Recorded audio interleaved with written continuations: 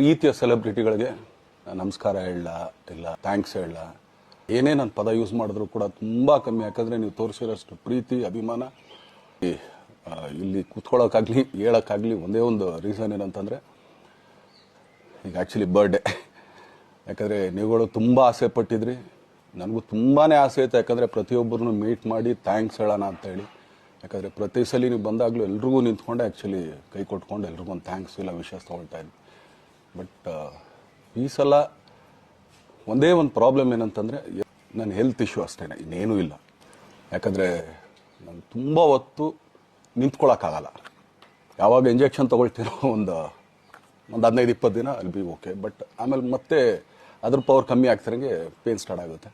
Operation ಅನ್ನೋದು ಕಟ್ಟಿಟ್ಟು ಬುತ್ತಿ. ಅದರಿಂದ ದಯಮಾಡಿ ಎಲ್ಲ ನನ್ನ ಸೆಲೆಬ್ರಿಟಿಗಳು, ನನ್ನ ಪ್ರೀತಿಯ ಸೆಲೆಬ್ರಿಟಿಗಳು ಇದೊಂದ್ಸಲಿ ನನಗೆ ಕ್ಷಮೆ ಕೊಟ್ರಿ. ನಾನೆಲ್ಲ ನನ್ನ ನಿರ್ಮಾಪಕರಿಗೂ ಥ್ಯಾಂಕ್ಸ್ ಹೇಳೋಕ್ಕೆ ಇಷ್ಟಪಡ್ತೀನಿ. ಯಾಕಂದರೆ ಇಷ್ಟು ದಿನ ಕಾದರು, ಅನ್ಯಾಯ ಮಾಡಬಾರ್ದು. ಯಾಕಂದರೆ ಅವರು ಒಂದು ಏನೇನೋ ಪ್ರಾಜೆಕ್ಟ್ಗಳನ್ನು ಕೊಟ್ಟಿರ್ತಾರೆ ಅಂಥೇಳಿ. ಸೊ ಅದಕ್ಕೋಸ್ಕರ ಸ್ವಲ್ಪ ಇದು ಮಾಡ್ತಾಯಿದ್ದೀನಿ. ಯಾಕಂದರೆ ಎಲ್ಲರಿಗೂ ಪುಷ್ ಆಗುತ್ತೆ ಅಲ್ಲಿವ್ರಿಗೆ ಪುಷ್ ಮಾಡೋಣ ಅಂತ ನಾನು ಟ್ರೈ ಮಾಡ್ತಾಯಿದ್ದೀನಿ, ಇಲ್ಲ ಅಂತಲ್ಲ. ಸೊ ಆದರೆ ಯಾಕಂದರೆ ನಾನು ಸಿಗ್ತೀನಿ, ನಾನು ಸಿಗಲ್ಲ ಅಂತಲ್ಲ, ಖಂಡಿತ 101% ನಾನು ಸಿಗಬೇಕು. ಯಾಕಂದರೆ ನಿಮ್ಮೆಲ್ಲ ಇಂಡಿವಿಜುವಲಿ ನಾನು ಥ್ಯಾಂಕ್ಸ್ ಹೇಳಲೇಬೇಕು ಅದನ್ನು. ಆದರೆ ಈಗಲ್ಲ, ಇನ್ನೊಂದು ಸ್ವಲ್ಪ ದಿನ ಆಗಲಿ. ಯಾಕಂದರೆ ನಂದು ಸ್ವಲ್ಪ ಯಾಕಂದರೆ ಈಗಲೇ ಕಾಲೆಲ್ಲ ಸ್ವಲ್ಪ ನಂಬಾಗ್ತಾ ಇದೆ. ಸೊ ಸ್ವಲ್ಪ ನಮ್ಮ ಡಾಕ್ಟರ್ ಹತ್ರ ಎಲ್ಲ ನಾನು ಕನ್ಸರ್ನ್ ಮಾಡಿ ಏನು ಮಾಡ್ಬೋದು ಅದಕ್ಕಿನ್ನು ನೆಕ್ಸ್ಟ್ ಅಂತೇಳಿ. ಯಾಕಂದರೆ ಸ್ಪೈನಲ್ ಕಾರ್ಡ್ ಪ್ರಾಬ್ಲಮ್ ನಿಮಗೂ ತುಂಬ ಚೆನ್ನಾಗಿ ಗೊತ್ತು.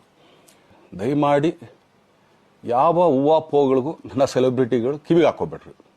ಈಗ ಮೊನ್ನೆದು ಒಂದು ಇದಿತ್ತು, ಏನೋ ಯಾರೋ ನಿರ್ಮಾಪಕರು ಕೊಟ್ಬಿಟ್ರು ಹಂಗೆ ಹಿಂಗೆ ಅದು ಇದು ಎಲ್ಲ. ಹೌದು 101%.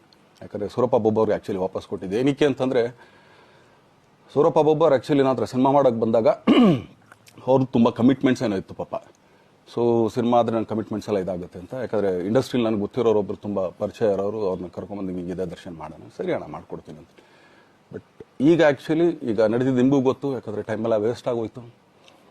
ಈ ಟೈಮಲ್ಲಿ ಮತ್ತೆ ಅವ್ರ ದುಡ್ಡನ್ನ ಇಟ್ಕೊಡಿದ್ರೆ ಪಾಪ ಅವ್ರಿಗೆ ಇನ್ನೂ ಕಮಿಟ್ಮೆಂಟ್ ಜಾಸ್ತಿ ಆಗುತ್ತೆ. ಸೊ ಅದಕ್ಕೋಸ್ಕರ ಸರ್ ನಿಮ್ಮ ಕಮಿಟ್ಮೆಂಟ್ ತೀರಿಸ್ಕೊಳ್ಳಿ. ಸೊ ಮುಂದಕ್ಕೆ ಒಂದು ಒಳ್ಳೆ ಸಬ್ಜೆಕ್ಟ್ ಸಿಗ್ದಾಗ ಖಂಡಿತ ಮಾಡೋಣ ಅಂತ ಅಷ್ಟೇ. ಆಮೇಲೆ ನಾನು ಪ್ರೇಮ್ ಖಂಡಿತ ಸಿನಿಮಾ ಮಾಡೇ ಮಾಡ್ತೀವಿ. ಯಾಕಂದರೆ ಅದು ನಮ್ಮ ಗುರುಗಳು, ಹಾಗೇನೆ ನನ್ನ ಪ್ರೀತಿಯ ಸ್ನೇಹಿತೆ, ಅದು ರಕ್ಷಿತನ ಆಸೆ ಅದು.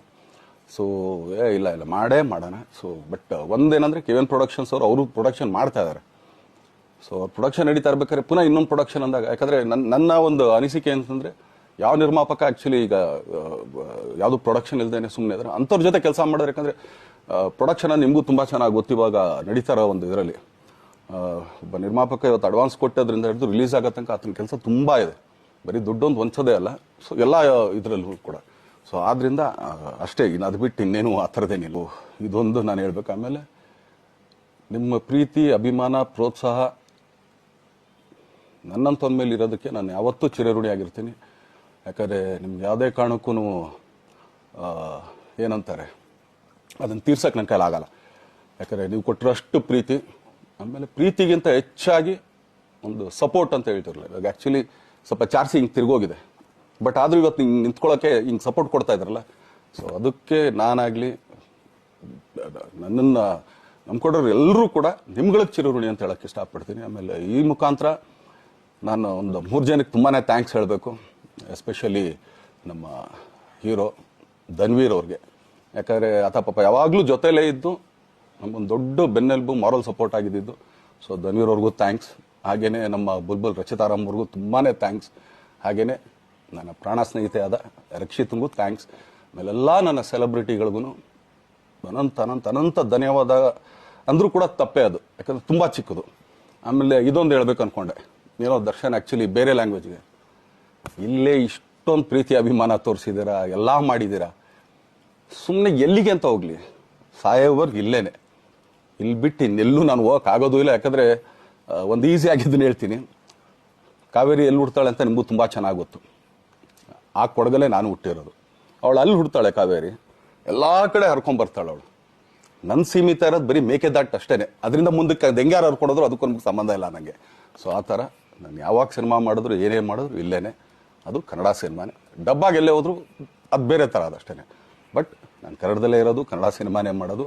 ದಯವಿಟ್ಟು ನನ್ನ ಪ್ರೀತಿಯ ಸೆಲೆಬ್ರಿಟಿಗಳು, ನಿಮ್ಮ ಅಭಿಮಾನ, ನಿಮ್ಮ ಪ್ರೋತ್ಸಾಹ, ನಿಮ್ಮ ಆಶೀರ್ವಾದ ಸದಾ ಹೀಗೆ ಇರಲಿ ಅಂತ ಕೇಳ್ಕೊಳ್ತೀನಿ. ಖಂಡಿತ ಈ ಬರ್ಡೇಗೆ ಯಾರ್ಯಾರು ಸಾಂಗ್ಗಳು ಮಾಡಿದ್ರು, ಸೊ ಅವರೆಲ್ರಿಗೂ ಥ್ಯಾಂಕ್ಸ್. ಆ್ಯಕ್ಚುಲಿ ಎಲ್ಲ ಸಿಂಗರ್ಸ್ಗಾಗಲಿ, ಆಮೇಲೆ ಪ್ರೊಡಕ್ಷನ್ ಅವ್ರಿಗಾಗಲಿ ಅವ್ರುಗಳಿಗೂ ತುಂಬ ಥ್ಯಾಂಕ್ಸ್, ತುಂಬ ಒಳ್ಳೆ ಸಾಂಗ್ಗಳು ಮಾಡಿದ್ದೀರಾ. ಸೊ ಇಷ್ಟು ತೋರಿಸ್ತಾ ಇದ್ರಲ್ಲ, ಅದನ್ನು ಎಕ್ಸ್ಪ್ರೆಸ್ ಮಾಡೋಕ್ಕೆ ನನಗೂ ಆಗ್ತಾಯಿಲ್ಲ.